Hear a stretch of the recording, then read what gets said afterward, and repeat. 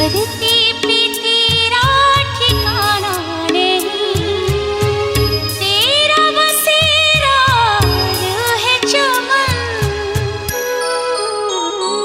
अब ओम शांति। आज 11 मई 2021। बाबा कहते, मीठे बच्चे, सुख शांति का वरदान एक बाप से ही मिलता है, कोई देहधारी से नहीं। बाबा आए हैं तुम्हें मुक्ति, जीवन मुक्ति की राह दिखाने। प्रश्न है, बाप के साथ जाने और सतयुग आदि में आने का पुरुषार्थ क्या है? उत्तर है, बाप के साथ जाना है तो पूरा पवित्र बनना है। सतयुग आदि में आने के लिए और संग बुद्धि योग तोड़ एक बाप की याद में रहना है। आत्म अभिमानी जरूर बनना है। एक बाप की मत पर चलेंगे तो ऊंच पद का अधिकार मिल जाएगा। गीत है, नयनहीन को राह दिखाओ प्रभु, पग पग ठोकर खाऊं। ओम शांति।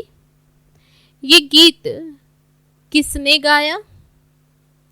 बच्चों ने, क्योंकि बाप तो एक ही है, उसको ही रचयिता कहा जाता है। रचना रचयिता को पुकारती है। बाबा ने समझाया है, भक्ति मार्ग में तुमको दो बाप हैं, एक लौकिक, दूसरा पारलौकिक। सभी आत्माओं का बाप एक ही है। एक बाप होने से सभी आत्माएं अपने को ब्रदर्स कहते हैं। उस बाप को पुकारते हैं, ओ गॉड फादर, ओ परम पिता, रहम करो, क्षमा करो। भक्तों का रक्षक एक भगवान।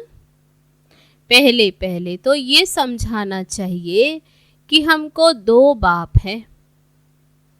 अब पारलौकिक बाप तो सभी का एक ही है, बाकी लौकिक बाप हर एक का अलग अलग है। अब लौकिक बाप बड़ा व पारलौकिक बाप बड़ा। लौकिक बाप भी उसको याद करते तो बड़ा कौन? लौकिक बाप को तो कभी भगवान व परम पिता नहीं कहेंगे। आत्मा का बाप एक ही परम पिता परमात्मा है। आत्मा का नाम कभी बदलता नहीं, शरीर का नाम बदलता है। आत्मा भिन्न भिन्न शरीर ले पार्ट बजाती, अर्थात पुनर्जन्म लेती है। आखिर भी कितने जन्म मिलते हैं, सो बाप ही आकर समझाते। बच्चे, तुम अपने जन्मों को नहीं जानते हो। बाप आते ही भारत में हैं, उनका नाम शिव है। समझते भी हैं शिव परमात्मा है। शिव जयंती व शिवरात्रि भी मनाते हैं। वह निराकार है, जैसे आत्मा भी निराकार है। निराकार से साकार में आते हैं पार्ट बजाने। अब निराकार शिव तो शरीर बिगर पार्ट बजा न सके। मनुष्य तो इन बातों को कुछ भी नहीं समझते, नैनहीन है। ये शरीर के दो नेत्र तो सबको हैं। तो बाबा कहते कि वे नैनहीन है। तीसरा ज्ञान का नेत्र आत्मा को नहीं है, जिसको दिव्य चक्षु कहते। आत्मा अपने बाप को भूल गई है, इसलिए पुकारते हैं नैनहीन को राह बताओ। कहाँ की राह? शांति धाम और सुख धाम की। सर्व का सदगति दाता सतगुरु एक ही है। मनुष्य मनुष्य का गुरु बन सद्गति नहीं दे सकते, ना खुद सद्गति पाते हैं, ना औरों को सद्गति देते। एक बाप ही है जो सर्व को सद्गति देते। उस अल्फ बाप को याद करना है। बाप समझाते हैं, कोई भी मनुष्य मात्र मुक्ति, जीवन मुक्ति, शांति और सुख सदा काल के लिए नहीं दे सकता। सुख शांति का वरदाता कौन? सुख शांति का वरदाता तो एक बाप ही है, वही दे सकते। मनुष्य मनुष्य को नहीं दे सकते। भारतवासी सतो प्रधान थे तो सतयुगी स्वर्गवासी थे। आत्मा पवित्र थी। भारत को स्वर्ग कहा जाता, जबकि आत्माएं पवित्र सतो प्रधान थी। तुम जानते हो बरोबर आज से 5000 वर्ष पहले भारत स्वर्ग सतो प्रधान था। इन लक्ष्मी नारायण का राज्य था। अभी कलयुग का भी अंत है, इसको नरक कहा जाता। यही भारत स्वर्ग था तो बहुत धनवान थे, हीरे जवाहरों के महल थे। बाबा बच्चों को याद दिलाते हैं, सतयुग आदि में इन लक्ष्मी नारायण की राजधानी थी। उसको स्वर्ग वैकुंठ कहा जाता। अभी तो स्वर्ग है नहीं, ये बाप समझाते हैं। बाबा भारत में ही आते हैं। निराकार शिव की जयंती भी मनाते हैं, परंतु वह क्या करते ये कोई नहीं जानते। हम आत्माओं का बाप शिव है, उनकी हम जयंती मनाते।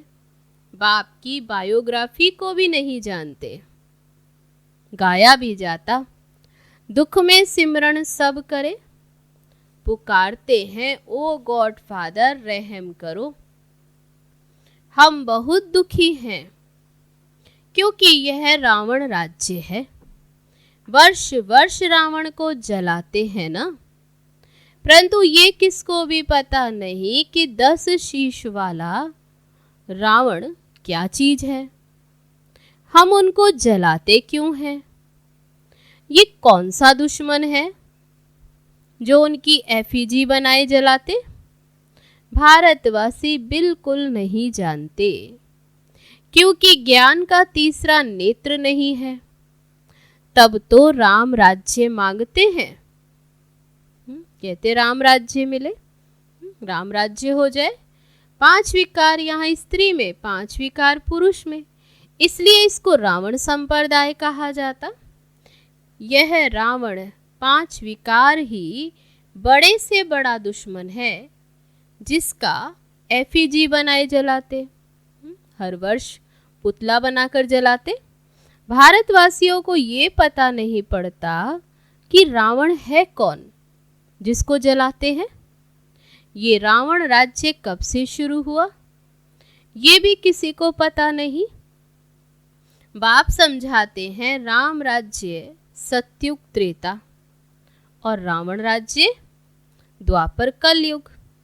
सतयुग में इन लक्ष्मी नारायण का राज्य था। इन्हों को ये राज्य कहाँ से कैसे मिला ये कोई नहीं जानते। ये तो कहते हैं सतयुग में लक्ष्मी नारायण का राज्य था, लेकिन ये राज्य कहाँ से कैसे मिला तो बाबा कहते सब समझने की बातें हैं, इसमें अटेंशन देना पड़ता है। मोस्ट बिलविड बाप है तब तो उनको भक्ति मार्ग में भी पुकारते हैं। भारत में जब इन लक्ष्मी नारायण का राज्य था तो दुख का नाम नहीं था, अभी दुख धाम है। कितने अनेक धर्म हैं, सतयुग में एक धर्म था। इतनी सब आत्माएं कहाँ चली जाएंगी किसको भी पता नहीं, क्योंकि नैनहीन है। शास्त्रों में ज्ञान का तीसरा नेत्र किसको नहीं मिलता। ज्ञान नेत्र, ज्ञान सागर परम पिता परमात्मा ही देते हैं। अभी शिव बाबा ही संगम पर आकर बाबा कहते ये ज्ञान नेत्र देते हैं, तीसरा नेत्र मिलता है। आत्मा भूल गई कि हमने कितने जन्म लिए। सतयुग में जो देवी देवताओं का राज्य था वह कहाँ गया? गाते भी हैं, मनुष्य 84 जन्म लेते, 84 का चक्र कहते, परंतु कौन सी आत्मा 84 जन्म लेती? जो पहले भारत में आते हैं वह थे देवी देवता, फिर 84 जन्म भोग अंत में पतित बन जाते। गाते भी हैं, हे पतित पावन, तो सिद्ध करते हैं कि हम पतित हैं, इसलिए पुकारते, हे पतित पावन हमें पावन बनाओ। जो खुद ही पतित, वह फिर औरों को पावन कैसे बनाएंगे? बाप समझाते हैं, आधा कल्प भक्ति मार्ग में रावण राज्य, 5 विकार होने कारण भारत में इतना दुख को पाया है। 84 जन्म तो लेते ही हैं, उनका भी हिसाब समझाना चाहिए। पहले पहले सतयुग में है सतो प्रधान, फिर त्रेता में है सतो, तो धीरे धीरे आत्मा में खाद पड़ती। बाप आते ही भारत में है, शिव जयंती है ना, और सभी आत्माएं तो गर्भ से जन्म लेती। बाबा कहते, मैं साधारण बूढ़े तन में प्रवेश करता हूं, जिनका ये बहुत जन्मों के अंत का जन्म है। ये समझानी कोई एक को नहीं दी जाती, ये गीता पाठशाला है। मनुष्यों को देवता बनाने के लिए ये राजयोग सिखाया जाता है। कितनी ऊंची पढ़ाई! मनुष्यों को देवता बनाने के लिए बाप ये राजयोग सिखाते। तुम यहाँ आए ही हो स्वर्ग की बादशाही प्राप्त करने, जो तुम्हें बाप ही देते। गीता पढ़ने से कोई राजा बनते नहीं, और ही रंक बनते आए। वे भक्ति मार्ग में गीता पढ़ते और ही गिरावट में आते गए। बाप गीता का ज्ञान सुनाए राजा बनाते, और द्वारा गीता सुनने से रंक बन गए। भारत में जब इन लक्ष्मी नारायण का राज्य था तो प्योरिटी, पीस, प्रोस्पेरिटी थी, पवित्र गृहस्थ आश्रम था, वहाँ हिंसा का नाम ही नहीं था। फिर द्वापर से लेकर हिंसा शुरू हुई। काम कटारी चलाते चलाते तुम्हारी ये हालत आकर हुई। सतयुग में 100% थे साल्वेंट, सतो प्रधान। ये राज कोई भी मनुष्य अथवा साधु संत आदि नहीं जानते। बाबा जो ज्ञान का सागर है, पतित पावन है, वही आकर सतो प्रधान बनने की युक्ति बताते हैं। रावण की मत पर मनुष्यों का देखो क्या हाल हो गया। राजे लोग भी, वह जो पवित्र राजाएं होकर गए, उन्हों के चरणों में जाकर गिर पड़ते हैं, महिमा गाते कि आप सर्वगुण संपन्न, हम नीच पापी। बाबा कहते जो द्वापर के राजा वो सतयुगी राजाओं के आगे यानी देवी देवताओं के आगे जाकर महिमा गाते, उनकी महिमा गाते और अपनी ग्लानि करते, हमारे में कोई गुण नहीं है। फिर कहते आपे ही तरस परोई, हमको आकर मंदिर लायक बनाओ, पूजनीय बनाओ। किसकी भी समझ में ये नहीं आता कि बाप कैसे आकर फिर से देवी देवता धर्म की स्थापना कराते हैं। अभी तुम समझते हो हम सो देवी देवता धर्म के थे, हम सो क्षत्रिय वैश्य शूद्र बने, इतने जन्म लिए, अब 84 जन्म पूरे हुए। फिर दुनिया का चक्र फिरना चाहिए, इसलिए फिर तुमको पावन यहाँ बनना है। पतित तो सुख धाम, शांति धाम में जा नहीं सकते। बाबा कहते जो पतित हैं वे तो न सुख धाम में और न अपने घर शांति धाम जा सकते। अभी बाप समझाते तुम जो सतो प्रधान थे वह तमो प्रधान बने हो। गोल्डन एज से फिर आयरन एज में आए हो, अब फिर से गोल्डन एज बनना है। तब मुक्ति धाम सुख धाम में जा सकेंगे। भारत सुख धाम था। बाबा कहते अभी ये दुख धाम है। गीत में भी सुना ना, नैनहीन को राह बताओ, हम अपने शांति धाम में कैसे जाएं। वो लोग तो कह देते कि परमात्मा सर्वव्यापी है, फिर फलाना अवतार परशुराम अवतार, ऐसे अवतार बताए। अब बाप परशुराम बन किसको मारते होंगे क्या? बाबा कहते क्या ऐसा करेंगे? हो नहीं सकता। बाप समझाते तुमने इस चक्र में कैसे 84 जन्म लिए। अब मुझ अलफ को याद करो, हे आत्माएं, देही अभिमानी बनो। देहे अभिमान बन तुम बिल्कुल ही दुखी कंगाल नरकवासी बन पड़े हो। अगर स्वर्गवासी बनना है तो आत्म अभिमानी जरूर बनना है। आत्मा ही एक शरीर छोड़ दूसरा लेती है। अब 84 जन्म पूरे हुए, अब फिर सतयुग आदि में आना है। तो बाबा कहते अब मुझे याद करो और संग बुद्धि योग तोड़ो। रहो भल ग्रस्त व्यवहार में, अपने को आत्मा निश्चय करो।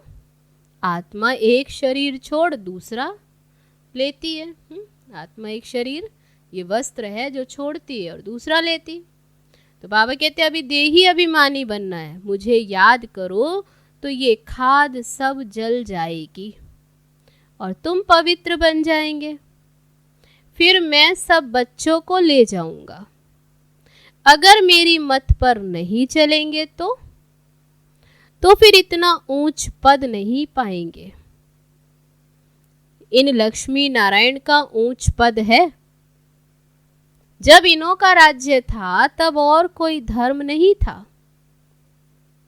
द्वापर से फिर और धर्म आते हैं। सतयुग में मनुष्य भी थोड़े होते और धर्म भी एक। अभी तो बहुत धर्म होने के कारण कितने दुखी हो गए। वही देवता धर्म वाले अब फिर पतित होने से अपने को देवता तो कहते नहीं, फिर क्या कहते? हिंदू नाम रख दिया। अब हिंदू तो कोई धर्म नहीं है। बाबा समझाते हैं रावण ने तुमको ऐसा बना दिया है। तुम जब लायक देवी देवता थे तब सारे विश्व पर राज्य था, सब सुखी थे। अभी दुखी बन पड़े हैं। भारत हेवन था, वो अब हेल बन गया। फिर हेल को हेवन बाप बिगर तो कोई बना न सके। बाप ही आकर के नरक को स्वर्ग बनाते।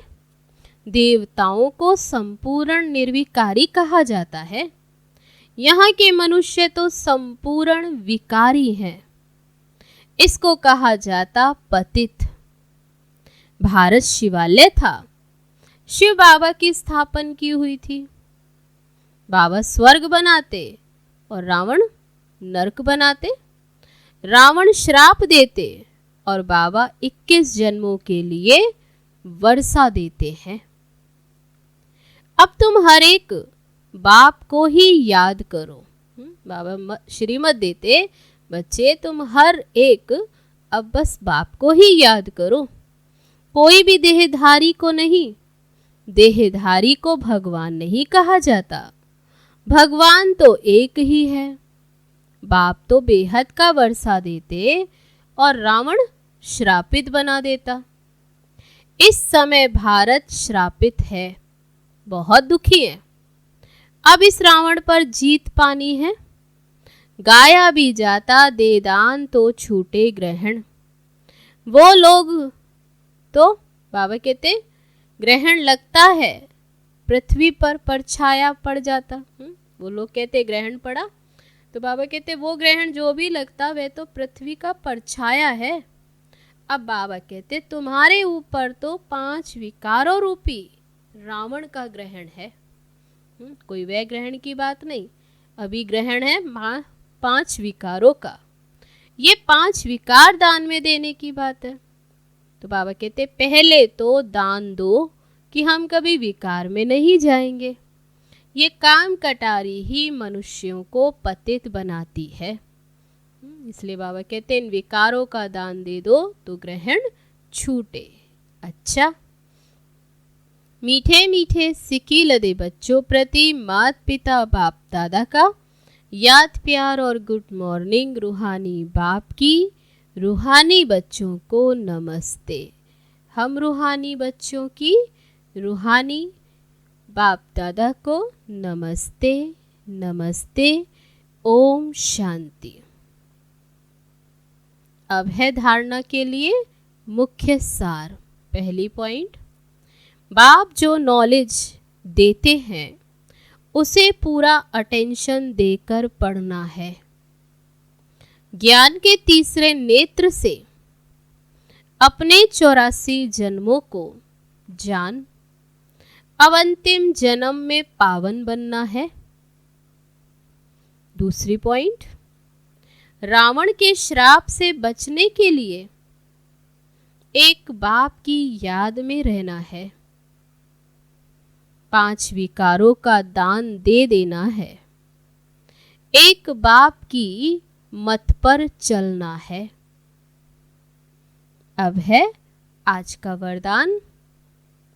अपनी स्मृति, वृत्ति और दृष्टि को अलौकिक बनाने वाले सर्व आकर्षणों से मुक्त भव कहा जाता है। जैसे संकल्प वैसी सृष्टि। जो नई सृष्टि रचने के निमित्त विशेष आत्माएं हैं उनका एक एक संकल्प श्रेष्ठ अर्थात अलौकिक होना चाहिए। जब स्मृति, वृत्ति और दृष्टि सब अलौकिक हो जाती है तो इस लोक का कोई भी व्यक्ति व वस्तु कोई भी वस्तु अपनी ओर आकर्षित नहीं कर सकती। अगर आकर्षित करती है तो जरूर अलौकिकता में कमी है। अलौकिक आत्माएं सर्व आकर्षणों से मुक्त होंगी। अब है आज का स्लोगन। दिल में परमात्म प्यार व शक्तियां समाई हुई हों तो मन में उलझन आ नहीं सकती। अच्छा, ओम शांति।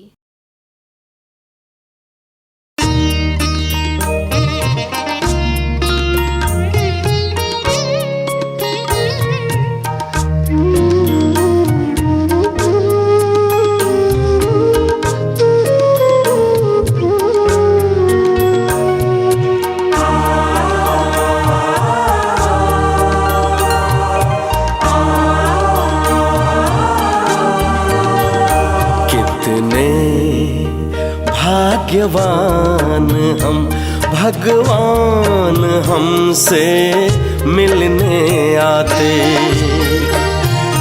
कितने भाग्यवान हम, भगवान हमसे मिलने आते। अपने जैसा हमको बनाने, अपने जैसा हमको बनाने मीठी मुरली रोज सुनाते। कितने भाग्यवान हम, भगवान हमसे मिलने आते।